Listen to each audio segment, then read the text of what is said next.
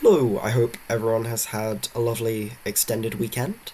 I spent my bank holiday weekend at a chess tournament playing a lot of very, very strong players, and I thought it would be fun to look through some of the games and upload it as a YouTube video. So, this is my first game. I've left my opponent anonymous because I don't know if they want to be in a YouTube video. I didn't ask. Um, so, yes, we will not be finding out who they are, but they are a very strong national master, very, very good player. Now, this first game, we start with d4. Now, this is actually my first time playing d4 over the board in. Well, it is my first time playing d4 in a classical game over the board in at least 7 years.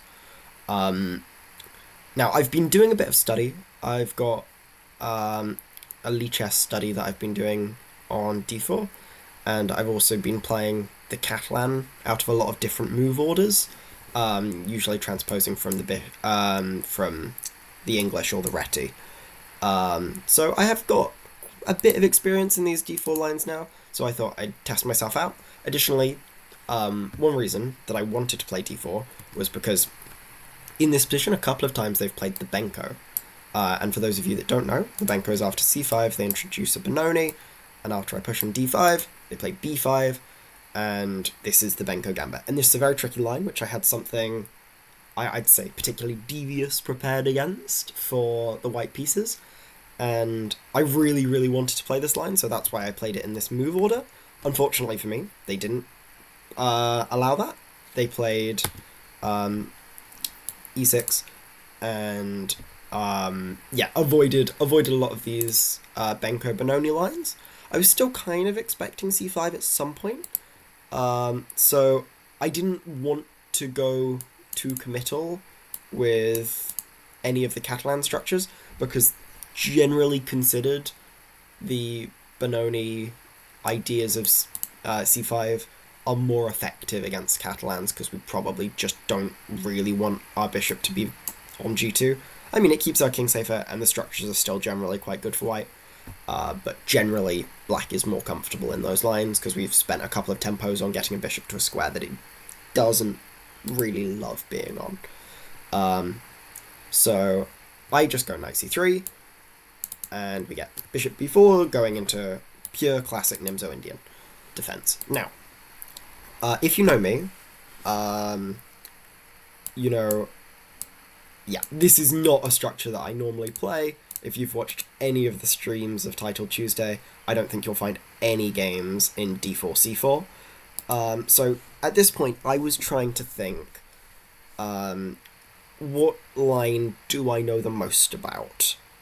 And everyone knows a couple of variations. Everyone at my level will know a couple of variations and a couple of ideas at this level.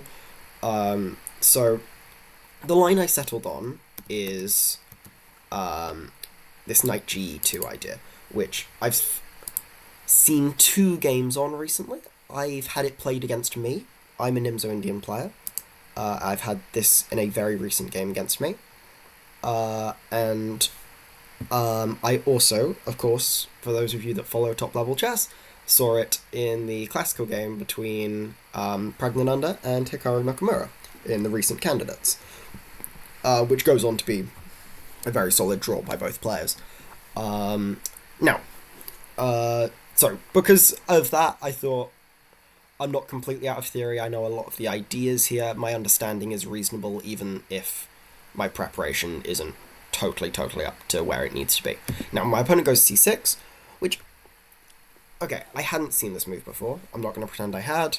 And it's not a totally popular move in a not totally popular line that I don't have much experience in, so I guess that's not wholly surprising.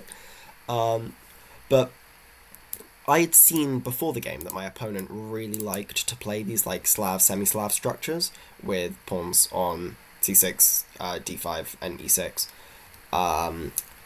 So I thought that this was perhaps maybe a slightly dubious decision.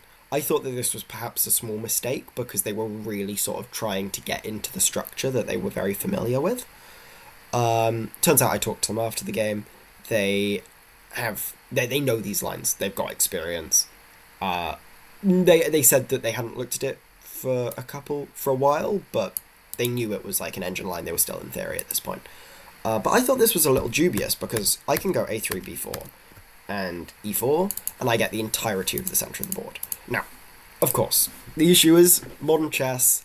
If you study a lot of these lines with engines, you know everything is basically a draw.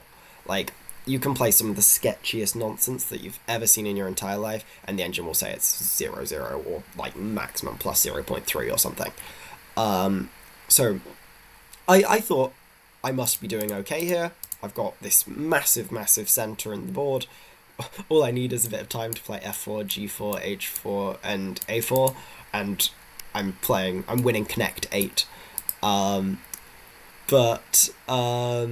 Yeah, no. So my opponent goes d5, which is realistically the only natural move. You've got to fight back in the center, you've got to grab some space, and I go pushing on with e5. I don't think I have many other choices. I was considering this bishop g5 move, but yeah, after h6 and taking on e4, I thought it was reasonable, but these kind of Caro-Kann structures with the pawns on c6 and e6, generally players are quite comfortable with these ideas, and they've got a clear target on d4, and I'm not totally used to playing these lines, so I go for e5, because I thought, like, this is a reasonable version of a French, I thought, basically. Like, my idea is probably to play f4 at some point, bishop e3, bishop d3, bring my queen over to the king side and start some kind of attack, was my hope. Yeah, so now they make a slight inaccuracy, they go back to e8. I don't think this is a big deal. The engine prefers knight fd7, but honestly, back to e8 feels more natural to me. You're still allowing your other knight to come to this d7 square. Now, my opponent afterwards and I discussed this move with c5, sort of shutting down the position and just sort of trying to hold a positional clamp after f6, f4. I decided that I was really quite uncomfortable in a lot of these variations. I don't love playing structures with a lot of space. I usually prefer, like, slightly more closed down positions where the pieces are sort of slightly more open positions where the pieces are slightly less entangled, and it's a bit more about piece play than pawn play. And I don't love the fact that my pawn structure can basically be hit from every single angle by my opponent's pieces and pawns, and they've got so many pawn breaks, and my pieces are still so messy. I felt very uncomfortable in this sort of structure, but it's an interesting idea. I eventually chose to take, which I can't remember what the engine thinks of this. I guess we'll have to find out in a second. And the reason I chose this was because I thought I was considering a couple of moves here. I was considering f4, I was considering knight g3, and I thought there was no particular reason to give my opponent the other option of taking on c4 and playing this kind of structure with the target on d4. I think those positions are probably totally reasonable for me, and their bishops are very sad in those particular lines, but I'm gonna probably have to take at some point anyway, so rather I wouldn't give them that extra choice. Additionally, still f6, breaking down the structure in those kinds of positions, yet again, is very uncomfortable. So after takes, I've got to go f4 here, and I actually make quite a big mistake. Obviously, I'm out of theory at this point. You can tell by my time usage.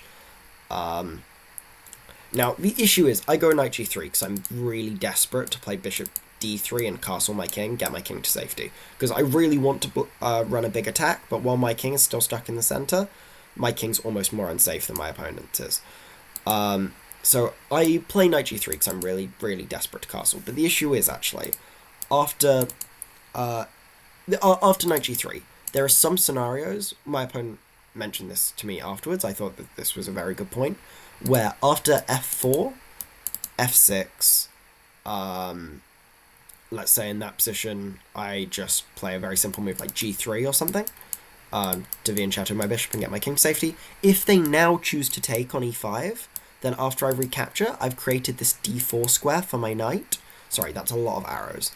Yeah, I'll put it on the board. So if we got this kind of structure, if they use up their pawn break, I have access to this d4 square for my knight, which is an interesting idea.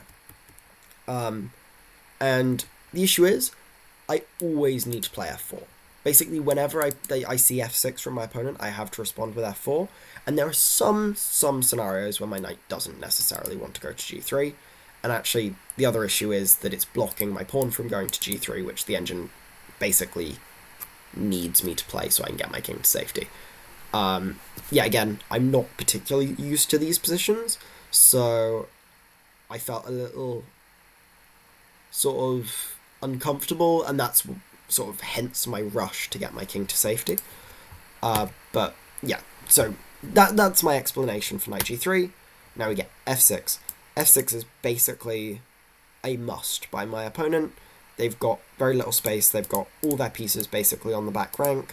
This is their only pawn break. They need to blow open the position, and their advantage is that their king is safe. Their king is very safe, and my king is still exposed in the centre and still a couple of moves away from castling. So they need to open up the position, and they need to ask me some serious questions about my king's safety, or otherwise my space is just going to be decisive. So I end up going f4. Is the engine going to want to work for this video? Let me just refresh the screen. Oh, whoops.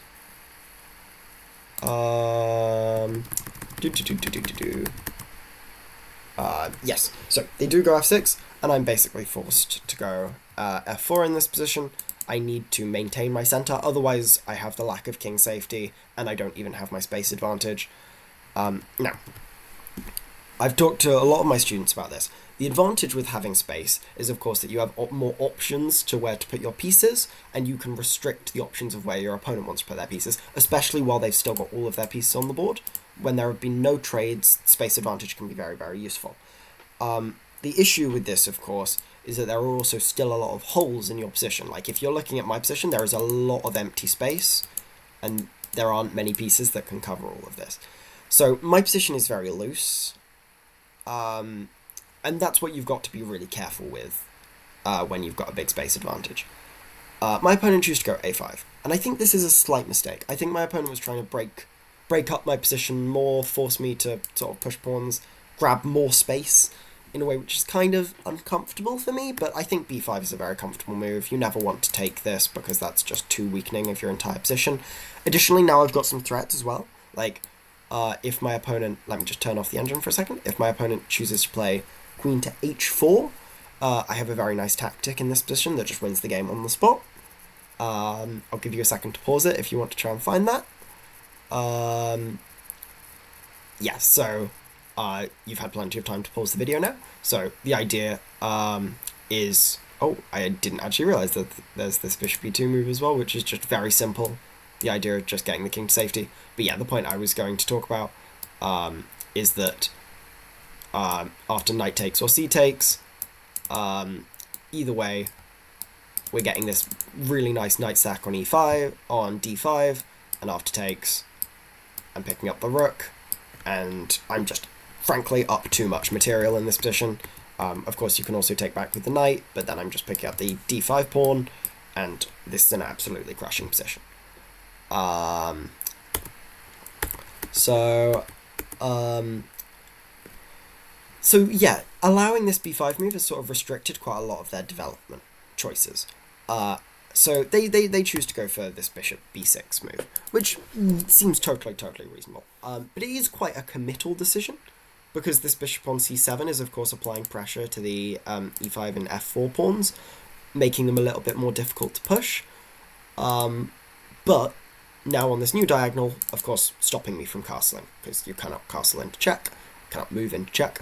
You guys don't need to be told that. Now, there are a couple of interesting ideas here in this position, and yet again, I'm a little bit too impatient. I really like this idea that the engine recommends with this knight a4 move, attacking this bishop, trying to just remove it, because frankly, at the end of the day, if I can play queen e2 and bishop e3, take control of my dark squares, I'm just doing completely fine in this position. Another really nice idea is this move rook b1, this really just quiet move rook b1. And the point is that now I'm threatening. Now the threat of knight a4 is a much more serious threat, because you can't go back to a7, because then b6 will trap your bishop. It's a much more quiet move, but I really like the idea. And it's very difficult to find a move for black to play in this position. I mean, a4 is, of course, the logical move, thinking if I want to go to a4 first, but this is, of course, sacrificing a pawn. I haven't looked at, like, the tactical ideas of the engines here, but it's quite an unnatural move. And, I mean, if you look at that, like, immediately, moves like knight c7, yet again, we're running into tactics of takes on the center. It's very hard to make a move in this position, for black. So I was feeling quite comfortable here, but yet again, my priorities were to get my king castled and to get my attack started on the queen side. I was very impatient in this game. I'm very disappointed with how I played this middle game portion. So I go bishop d3, which, okay, it's a hard move to punish. Like, it's placing my bishop on comfortably the most active square on the board that it could be on, but the issue is I'm cutting off all of my ideas of sacrificing the knight on the d5 square, and I'm being too slow at removing this dark square bishop. This dark square bishop, it's the only piece that black has developed. Like, keep in mind, this bishop has been on a long journey. This bishop has gone to b4, to a4, to c7, and back to b6, and it's the only piece that is off the back rank for black. If I can just remove this piece, my position is very comfortable. So, they can now develop. They can now play this knight to d7 move, and, because, of course, no longer can I take, and sacrifice on d5. So, here I need to play a slow move. Just keep improving my position, There is nothing wrong with just, like, yet again, rook to b1, same idea of going knight to a4. It's not as good as it was before, because I don't have these ideas of the knight and queen combining on the d5 square, but these ideas are still very good, very sensible. Also, I was thinking something like queen e2. There might be a concrete reason that I can't do this with bishop d4, or with queen h4. But, yeah.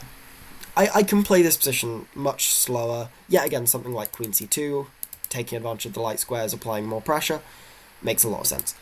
I make a very committal decision. And if you know me and my chess, I really don't like to commit to plans and ideas. But to give you a bit of an idea of the headspace I was in during this game, I thought that my opponent had kind of misplayed the position. They've given me a lot of space. I was kind of understanding that from a practical standpoint, black's position looked really hard to play, and I thought I need to take advantage of this. I need to come up with an idea, and otherwise I am scared that they've invoked a lot of weaknesses in my position that they can take advantage of long term. So I was like, I need to act quickly. So I end up going for this sacrificial idea, with queen h5, and the point is, the only move that they can play is g6, and then I'm going to sack my bishop, take back. I've opened up their king, and I've won 2 pawns for the piece. I choose to take on c6 first, because frankly, this is the only reasonable way to go for this idea, because I pick up an extra 2 pawns, and now I go for this idea. And the engine, as you'll see, absolutely hates this idea. Now, in my head, I was thinking g6, takes, check, knight g7, I take on c6, they move their rook, I take on d5, I've picked up 4 pawns, with tempo for the piece, and they have nothing defending their king. I have 4 connected pass pawns. This must be good for me. And the issue is, I think my logic is sound, my logic makes sense, but at the end of the day, chess is a concrete game. And it comes down to, concretely, is my king just getting checkmated in the center? Is my king just too weak? And the answer is yes. My 4 pawns don't matter, we're not getting to an endgame. So, at least with a perfect game of chess, with how engines would play it, they blow open the center and they take advantage of my weak king. Of course, we're not humans. Sorry, we are humans. I am a human being, I promise. We're not engines, so game still has intrigue, still potential mistakes to be made. So we get g6, bishop takes, pawn takes, queen takes, and we throw in a check. They have to block with their knight, basically. I mean, they can play king h8, but there's no reason to, realistically. And now I pick up the pawn on c6, attacking the rook, and they just simply slide their rook over to b8. Now, I've got to pick up all 4 pawns, and they slide their king to the corner. I played the top engine move, I centralised my knight, and I thought that this was actually a slight mistake in the analysis. I was looking at it, I thought that knight e4 was better, and the point of this is that now when I go bishop queen to d3, I have new ideas of attacking the h-file, as well as the ideas of attacking on h7, combined with ideas of knight g5, knight g5 or knight f6. Now, a slight inaccuracy, I don't think it... I mean, according to the engine, it's the top engine move, so I clearly my intuition was more accurate than my calculation. Now we get bishop to b7, and here the issue is everything just starts falling apart too much. It becomes just very clear to me that I'm just too overextended, and I mean, to be fair, I've been aware of this basically from when I do the sacrifice. I regret the sacrifice immediately after I've played it.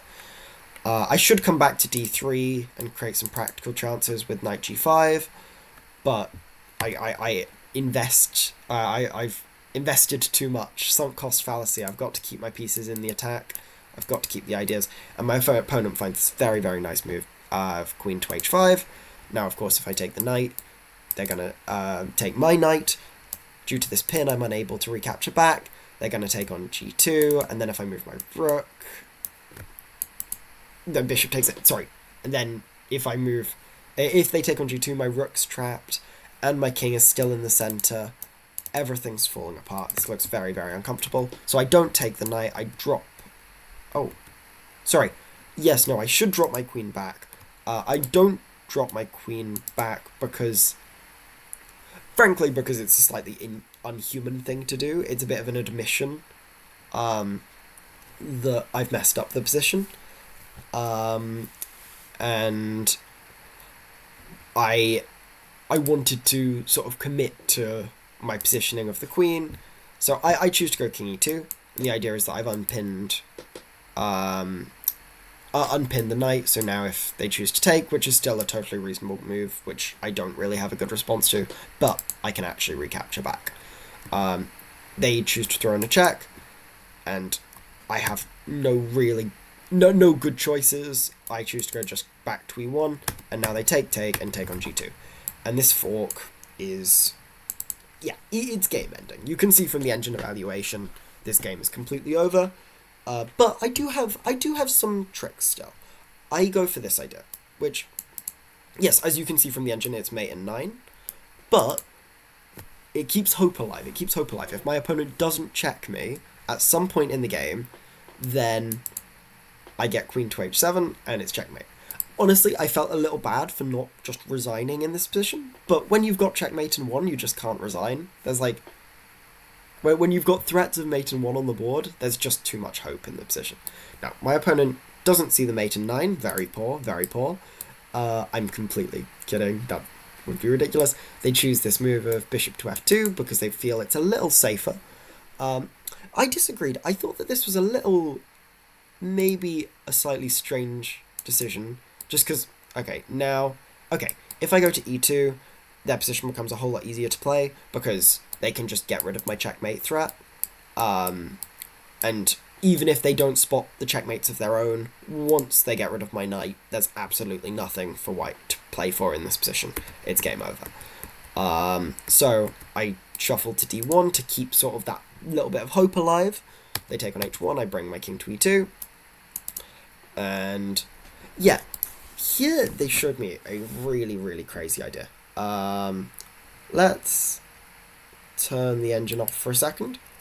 And let's just say, in this position, the most natural move and the top engine move is this nice move, queen to e1. Now, after king f3, what's the most natural move in this position? Bring another piece to the attack, finish the game, get a nice checkmate. Yeah, of course, the most natural move is rook to b3. But I believe this is actually a big blunder. And can we find the move for white in this position? Which I may be wrong, but I believe actually does save the game for white. And this is the kind of trick that I've got to be playing for. Yeah, I mean, I don't have too many options. Most things lead to checkmate. So yeah, the move, bishop e3. Okay, I'm completely wrong. Ignore me. It does not save the game. It absolutely does not save the game. But because of rook takes e4. But yeah, the point is that if they take with a rook, then all of a sudden, after king g2, I'm actually surviving because I've got this queen under attack and my queen manages to break in. And the issue is you have to move your rook because otherwise queen e7 is just checkmate, and you've actually got no other checks in the position. I'm sorry for my mistake. I hope that no one actually paused it and tried to find the idea because it doesn't work. I'm very sorry. But it's a very sort of pretty idea that actually after takes, if you capture the bishop, which is the most natural move, king g2, and I've actually managed to survive with the draw somehow. So instead what happens in the game is they choose to play this knight f6 move, which is a really nice idea, which I'd looked at as well. You just completely stop the checkmate threat. I have to take, it's the only move, because otherwise I just have absolutely nothing. And the issue is now you can bring both your rooks into the game and your queen, and my king is just being hunted for sport. I don't resign just because I'm so, like, I've still got checkmates on the board, I've still got these ideas, and like, you never know, my opponent might like pick up the wrong piece or something.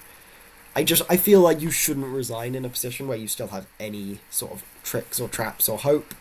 But of course there's no hope, and after queen b3, I don't actually play king d4. This is a funny DGT error, because black won the game. If you don't know, in over-the-board tournaments, if you're playing with DGT boards, you need to place the kings on the colour of the player that won in the centre of this little square. So I actually didn't play king d4, I just resigned after queen b3 was played. But the game thinks I did because we have to place their kings in the centre to sort of signify that black has won the game. So yeah, that was my first game. Please come back for the second half if you're interested in how the rest of my games went. I thought, yeah, just actually quick summary of this game. I think my opponent just played a really nice game. Obviously this is not my greatest game. I don't really understand the opening and then I get kind of outplayed, but it's something that I'm sort of willing to happen. It's part of the learning experience to get these uncomfortable positions that you don't know so well, because next time I get this kind of position, I'll play it better. The other big takeaway is that I need to be more patient. I need to be happy to play these positions slower, and when I have got those advantages, I need to take them at a slower pace. I should never be rushing into these big sacrifices. I'm not playing online blitz, I'm not playing online bullet, I'm not in a situation where it's like tricks, tactics the whole way through. Like, this is a proper classical game. My opponent is very strong and I should respect them. I of course I respect them as a player, and I need to respect their chess and their ideas. And frankly, like I said, a lot of these lines are totally reasonable according to the engine, and I can't be assuming my opponent has made mistakes in the opening. I've got to respect all of their ideas fully and see the benefits of them. But at the same time, you do need to trust yourself in chess. You need to trust your ideas and you need to trust your play. And that's what I did in this game, and I trusted my sacrifice. And this time it didn't work out. In the past and in the future, hopefully, it has and it will. But maybe in scenarios where my evaluation skills in these kinds of positions are a little bit better. I hope you've enjoyed the video. And yeah, like I said before, come back to see the second part of the game. Cheers. Have a nice day.